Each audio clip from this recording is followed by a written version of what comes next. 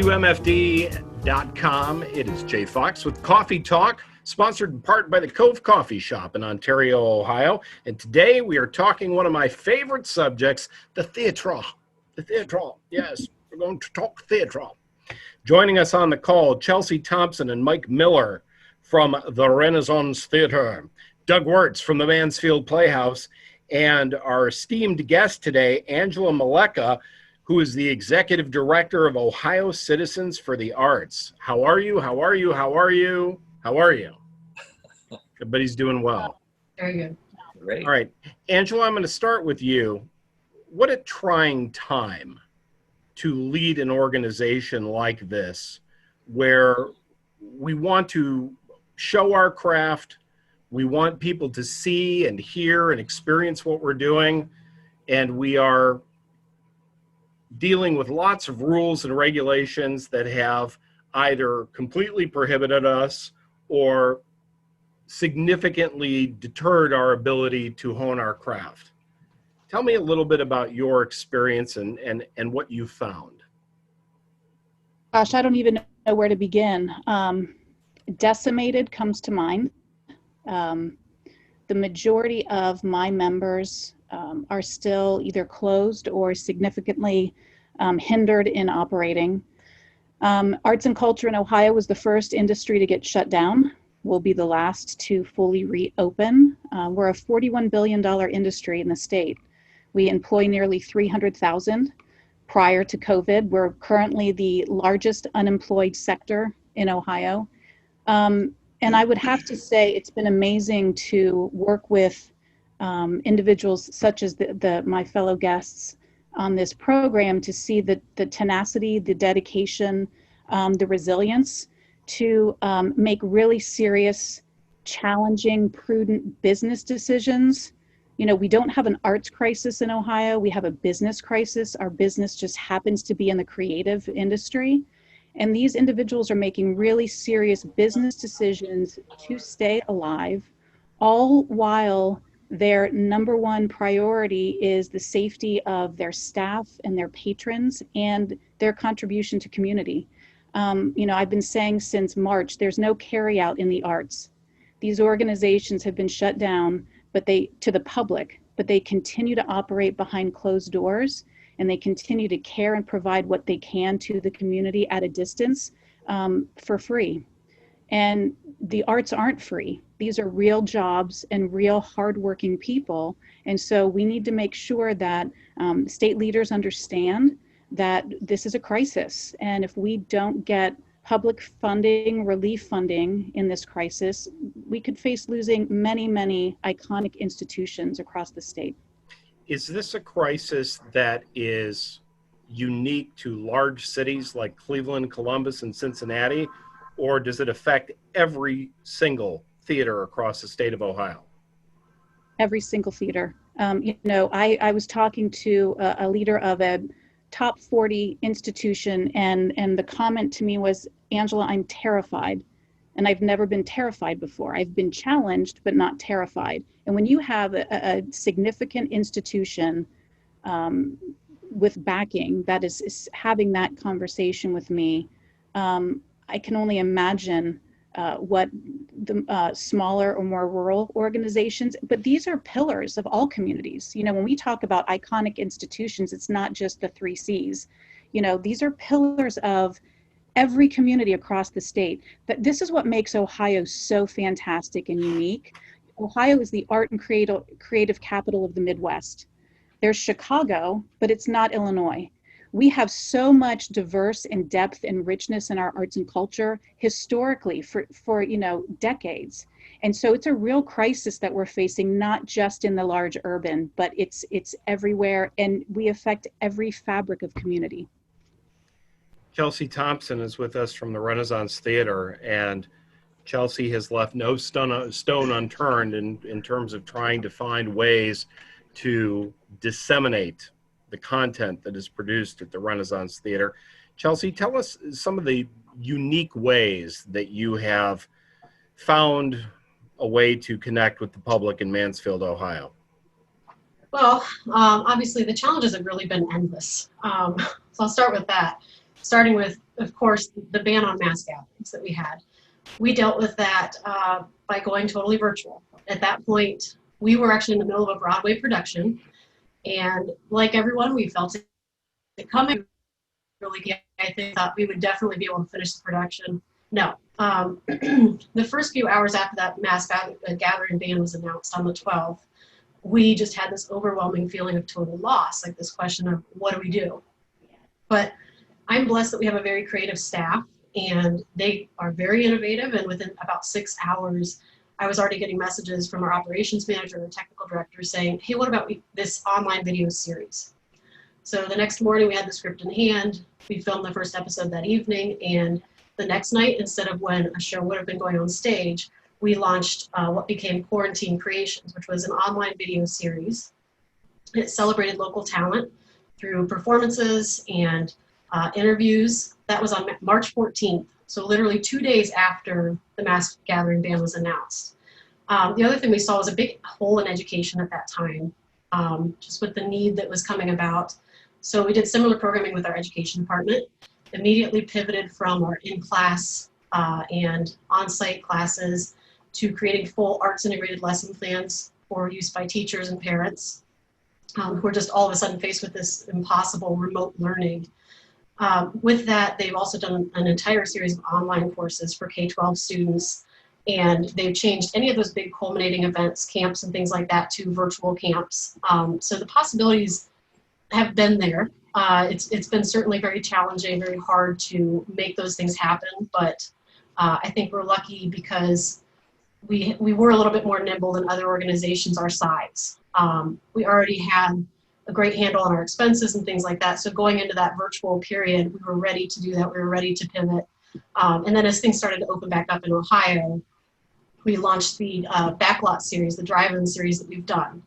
That is concerts, films, productions, you name it. We've tried to create that semblance of community and connection that everyone has kind of been missing. You know, the arts are that release for people. It is that feeling of connectivity, feeling togetherness in your community, and this was a way that we could do it safely. So we had a donation from Lind Media that allowed us to put a very large screen, billboard size, on the back of our building, and our board president was gracious enough to give us a new projector that would help us with that as well. So with that, our entire investment in that series was about $150 for an FM transmitter, and that allowed us to keep going and to really serve our mission in our community in a time when there was nothing else that we could do. Doug Wirtz is with us from Mansfield Playhouse, one of our historic theaters in our area. And Doug, we've seen a lot of productions in your house. How are you guys handling the change, and when do you expect to reopen? Well, believe it or not, we are opening this Friday. And coincidentally, it happens at a time where it's quite difficult to overcome the restrictions on audience members. But this is something that we had started in March with Agatha Christie's Mousetrap, which coincidentally has been shut down in England now after, I believe, 68 years and serving 27,500 people. We're going to be opening up on Friday. Very restricted. But we had started this rehearsal back in March, and we shut down. Actually, we shut down before the order came out, just as a precautionary measure. We saw the writing on the wall, decided let's keep everybody safe, and let's go from there. Well, of course, after the 15-day mitigation, we thought, okay, it's time for us to go back to work and figure out what we're supposed to do after we self-quarantine. There's only 2 employees here. We are primarily volunteer-based, and it makes things rather difficult to get things accomplished, but we had to keep the business in operation. So operationally, the only 2 employees here happen to be my wife and I. So for social distancing, it was not that big of a problem, but we were able to come in and continue.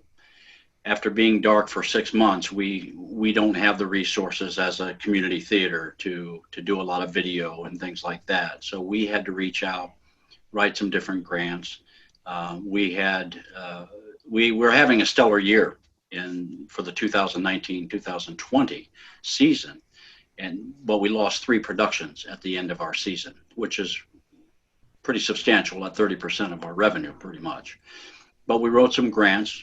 We've reached out to the community. We've had a lot of community support. We've had some fantastic philanthropists at this point that have helped us cover our operating expenses. We do have some of our own funds that we've invested in new equipment in the process of our shutdown, so we could do things for our advertisers and sponsors as a more digital method of displaying, our gratitude to them during our pre-shows, so we could get away from handing things out. But it's been such a challenge, and I think what was most interesting about it was that we also decided this is an opportunity for a new beginning. Like, we are starting fresh, and we have to figure out how do we capture the attention and how do we maintain our patron base, starting off all over again. What do we need to do?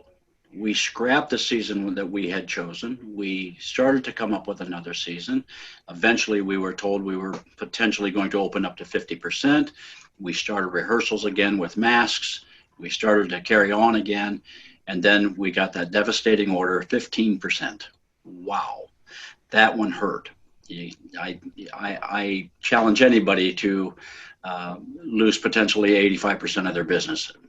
And let's face it, theater, not nonstop on every single day. We're not out there with multiple performances like a movie cinema, for example, within one day.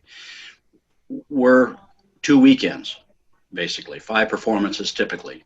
So it's difficult to maintain anything that you have in revenue, and you cut way back.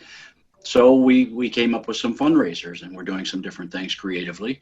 And we've had some volunteers that have come in, and currently we are staying on a very positive plateau, but we are looking forward to serving the public, and the public is now really reaching out to us and letting us know how important it is to their mental health, that they want to come back and they want to be engaged once again, and we're ready to serve the community as soon as we can to its fullest. So Doug, when you open on Friday, how many, because it's a tight theater, it's a tight space, how many feet of distance do you have to have in each row? How are you handling the seating? Very sparsely. We only seat 288 in our house. So to cut it back, we were at the 15%, we were only able to serve 42 patrons per performance. That was really a difficult thing to swallow. That was very devastating. So I myself got on the phone as well, and I know Chelsea has reached out to several, and Mike has reached out. We did whatever we can, and we followed the steps and filed for a variance, and we were able to at least show that with a new seating chart, our social distancing and our COVID protocols for all of that, we were able to submit and got up to a 29.6%. That's now going to allow us 85 seats per performance. We have to create that bubble. We can sell to, we have to leave to, sell to, leave to, and then skip every other row. Every other row must be empty. And then we have to checkerboard them.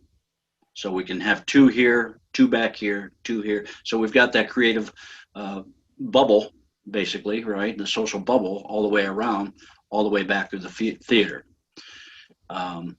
That's basically how we're handling it. How are ticket sales pacing? Are you finding that people are, coming back in droves, or are people a little more reticent to, come through the doors? Well, I'll be honest with you right now, we didn't know what to expect, Jay, because we didn't know if we were going to be open. So we have not a lot of publicity right now. We were able to send out an e-newsletter to our subscribers, and when we thought we were going to be open at 15%, and tickets started to trickle a little here and there. We have now been back online with our ticket sales for 4 days, and our ticket sales are climbing. Now, we had to, of course, talk to permanent seat holders that some of them have had reservations for permanent seats for well over 30 or 40 years. And we had to rearrange them. But our patrons have been just fantastic and quite understanding. But we have called each and every one of everyone and do whatever we can to make sure everybody's accommodated and they're respecting what we need to do. Mike Miller with Renaissance Theater, you have a much larger facility and the productions are far more elaborate and involved, both front of the house and back of the house. How are you tackling the possibility of reopening and what's the prognosis? Well, with the 15%, we were just a little over 200 seat capacity. It's a 1,400 seat house. And Chelsea just filed a variance last week to try to get us a little over 300 capacity. So we're waiting on those. It's been approved by the local health commissioner and then it goes to the state. We are waiting for that approval. Our first in theater production or in-house will be Cabaret coming up at the end of the month. And so we'll see where it's so soon to tell how audiences will respond. I think as Doug said, just because you can even seat 300 people, that doesn't necessarily mean 300 people will come because there's still a lot of uncertainty out there about safeness, although we're sterilizing with a atomizer, one of those systems. All of the other social distancing practices are being applied not only in rehearsals but throughout a show. So we're just playing it a day at a time and trying to figure out what the new norm will be and keep the audiences entertained as much as possible. Were you surprised by the response that the backlot programs have had? Yes, it has been very, I would say, humbling, the amount of people that have come to us and said, thank you so much for presenting something. We're just so starved for the arts. And again, I give such great credit to the team, both our administration and the creative team that has been able to even during those productions, because we were able to social distance people outside in circles that we created, and then that got changed so that people could only come in there and stay in their cars. They couldn't come outside of the cars. So that's been mutating as well. We have a concert coming up this weekend. It's a Motown review. And again, people are allowed to come outside of the cars and go socially distanced. So I think that allows us to bring more people in. And then we're also doing a hybrid. We're going to experiment with a hybrid. So if people don't want to come into the theater, they'll be able to sit outside and watch on the big screen, as well as people can come inside and see the productions inside. So that's going to be something that we're opening, I believe, with Cabaret coming up. And then our first symphony concert in October will have that same aspect where you can either stay outside or come inside. Chelsea, this next question is for you. As all of this was going on during the course of the last few months, you had bars and restaurants where people gather with one set of rules. You had gentlemen's clubs with one set of rules. You had movie theaters with another set of rules. And then you had performance venues with another set of rules. You found a way to make a very compelling argument on the state level. Talk to us a little bit about how you were able to put those feelings into words in a polite but persuasive manner. Well, it's a little bit along the lines of Hamilton, where I had gotten frustrated to the point where it just felt like there was nothing we could do. And I finally thought, I'm a really good writer. I'm going to use that. That's what I can do. And really, it was just a matter of pointing out the inconsistencies. There are a lot of things going on. The fact that you could have a grandstand at a fair that had been approved to have 2,500 people, yet we were trying to have people outside in socially distanced circles, no more than 4 people in a circle with masks, and they weren't allowed to do that. It was that inconsistency that I think was the best argument, was pointing that out and saying, why is this like that? Drawing attention to that. Unfortunately, some of those inconsistencies have remained along the lines of capacity. Even the fact that theaters are stuck at 15% for our venues, casinos, racinos, movie theaters are at 50. There's still that push and pull of why are we here? The governor himself has actually said that the 15% is unworkable for professional theaters, and that it is more geared towards high school productions, which you'll never find somebody that's more in love with arts education or will advocate harder. My license plate even says arts education.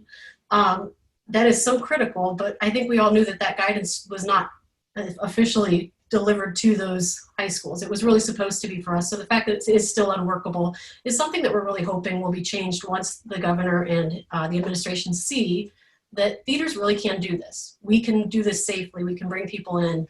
The other inconsistency we continue to see is funding, and we need relief funding. We are asking anybody that can to advocate for us at the state and federal level, because we've seen funding across so many different sectors. Manufacturing, obviously daycares, education, those types of things, but also fairs. When we go back to the fairs and the fact that fairs were given $50,000 for junior fairs, if we can do that, if we can do this on so many levels, we need to be paying attention then to the business of the arts as well. As that 300,000 employee, $41 billion sector, we need to make sure that inconsistency is evened out as well. Angela, I'm going to turn to you now. You've heard the story of two theaters in Mansfield, Ohio, who have done some pretty interesting things and have, to use my words, been the squeaky wheel that tries to get the grease at the governor's office. What's happening in other communities? Are you seeing the same level of creativity, or are theaters just shuttered and waiting it out? No, I actually would say that Ohio is unique, because I'm hearing from other states that most theaters and arts organizations have given up and they're just shuttering and hoping they can ride it out. Ohioans are really strong and determined, passionate. And so what we're seeing in Mansfield is happening in all parts of the state. The challenging and frustrating part of that is to add to the inconsistency message is not all local health departments are as easy to engage or willing to work with theaters. So while the guidance we received is very limited and frustrating, and adds a component where, although we are very appreciative of the administration's leadership, to kind of go to, let's have local health departments look at your plan for a variance and then send it to the Ohio Health Department for approval. It really stops short of giving local health departments complete control. And some would say that maybe it's kind of put a burden on them. And so I've experienced members telling me that local health departments are saying, don't even try, don't even submit anything. There's a fixed seating verbiage in the guidance, which is also adding confusion because not all theaters, indoor or outdoor, have fixed seating. And so that too is adding a layer of confusion. But everyone is trying and everyone's looking for, so Mansfield's a leader. We often cite what's going on in Mansfield and your creativity to help others of similar size to say, perhaps go this way, or to hear the Playhouse is getting a variance. That will be very helpful to other communities whose local health departments might not be as willing to collaborate. And we can use that as an example that it is being done elsewhere. But this inconsistency has been happening from the very beginning. And that's been the most frustrating part of this entire pandemic for all of our members, is not knowing what sector we're under. I mean, it's evident from an advocacy standpoint that we have a lot of work to do to explain and describe what arts and culture is, what that means and who it entails. We're not a one-size-fits-all industry.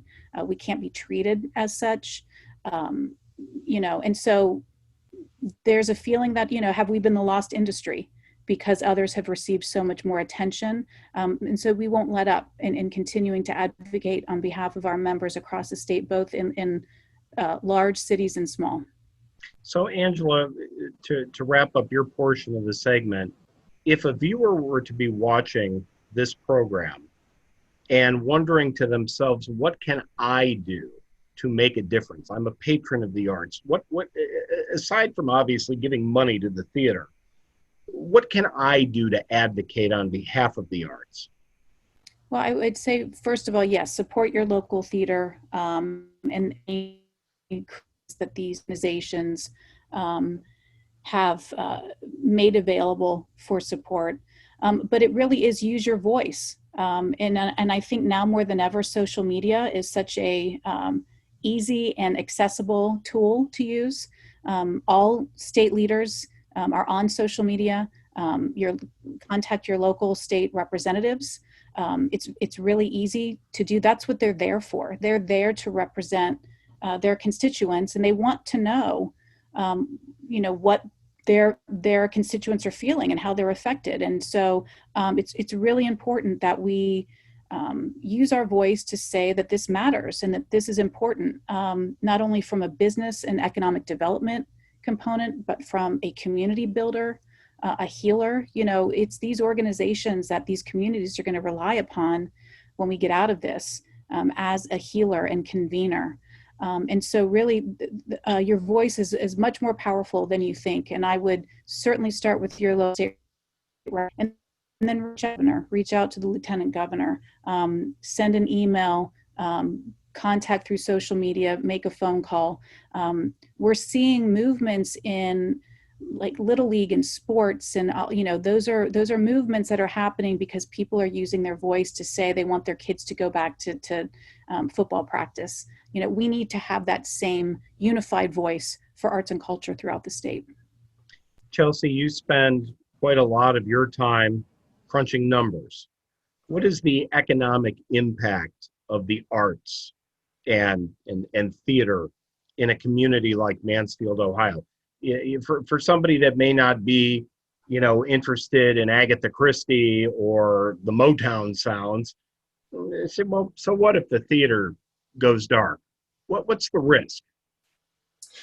The risks are endless. I know for us at the Renaissance, our economic impact is over $3 million a year.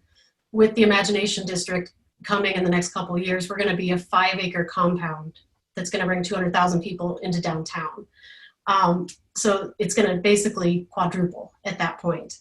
So in that respect, economic revitalization, downtown revitalization, we're critical. The arts are critical when it comes to retaining businesses, retaining employees for those businesses. There's a reason why Ohio Health brings their doctors to our theaters. They do want to show them the Playhouse. They want to show them the Renaissance. They want to show them how we have these opportunities for them and their families. And then the other benefits you get into, the social, emotional, cognitive benefits are huge. And we're also a support for the healthcare system. We're support for education. We just touch these many different things, human services. We have our hands in everything. So the realm is just, it's impossible to actually quantify what our impact is. It is one of those things where you would notice if we're not there. And that's the message that has to be disseminated. Doug Wirtz, I'm going to ask you the hardball question. And I have to unmute you because we got to get your voice going again. So here we go. Here's the hardball question, Doug. Can the Mansfield Playhouse survive 2020? We will survive 2020 through creativity, innovation, and the community support that we have seen and I believe will continue with. We have a mission. It's not just with the theater, and as well as Chelsea and Mike with the educational aspects of what they do with the Renaissance Theater. We have some programs as well. We do, of course, assist NAMI, National Alliance for Mental Illness, every year with training for their rapid response or first responders, of course, for handling with mental handling mental illness, and so it's very important for us to be able to do that and continue our mission. We're okay for now. Can it last for very long? No, it can't. But that's why we're here fighting. You know, we are fortunate, and I believe Mansfield is incredibly fortunate to have both of our organizations, Renaissance, which is an iconic asset here in Mansfield, Ohio, and the Mansfield Playhouse with a much smaller mission to keep live theater affordable for all community members. We're the second oldest community theater in the state of Ohio. I think we're both going to fight, and we're looking forward to the days that we can come back fully.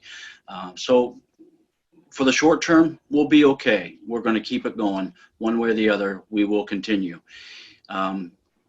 Unless it just takes us right down under, and then what can you say? But we're looking at this from a positive, innovative vision, and we're continuing to look forward as a new beginning, a new start, and keep that creativity flowing and really thinking outside the box to make sure it continues. How many weeks will the Christie show run? Right now, we are only scheduled for 5 performances. This Friday and Saturday, and then next Friday, Saturday, and a Sunday matinee. So I would certainly suggest, if you want to see them, that you get your tickets now, considering that seating is limited. Yes, and the Sunday matinee is I'm going to put my request in for next weekend, because I have some Motown sounds to see this weekend. There you go. Okay. All right, Mike Miller, from the performer's standpoint, the director's standpoint, the guy who goes out to the barn and puts on a show, so to speak, how have you and Michael Thomas and your crew been able to keep your people motivated throughout this process? You know, I think the creativity has been the motivation, and all of the actors that have been involved, all of them have been working for no fees. They've volunteered their time. And there's such a community that's been established, and we're getting actors from Cleveland, Columbus, Akron, Dayton, Cincinnati. I mean, people are, they're putting in my countertops today, so I apologize. But it's really been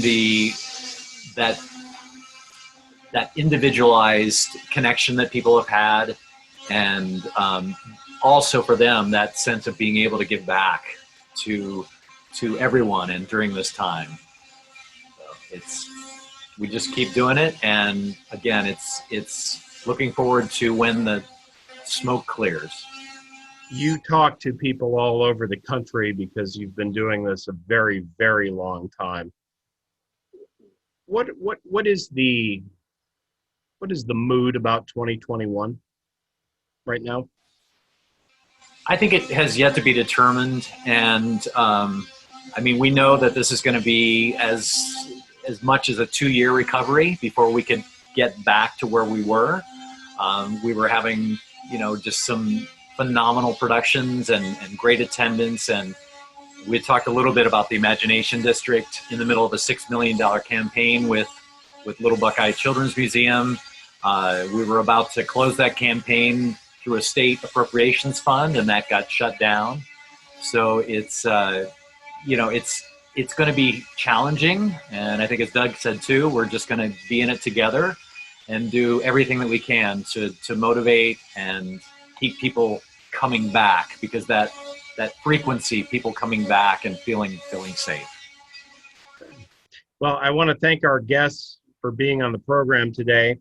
Angela Maleka is the Executive Director for Ohio Citizens for the Arts, Chelsea Thompson with the Renaissance Theater, Doug Wirtz with the Mansfield Playhouse, Mike Miller with the Renaissance Theater. We strongly encourage you to support the arts in Mansfield and all of the state of Ohio, and we thank you very much for watching us.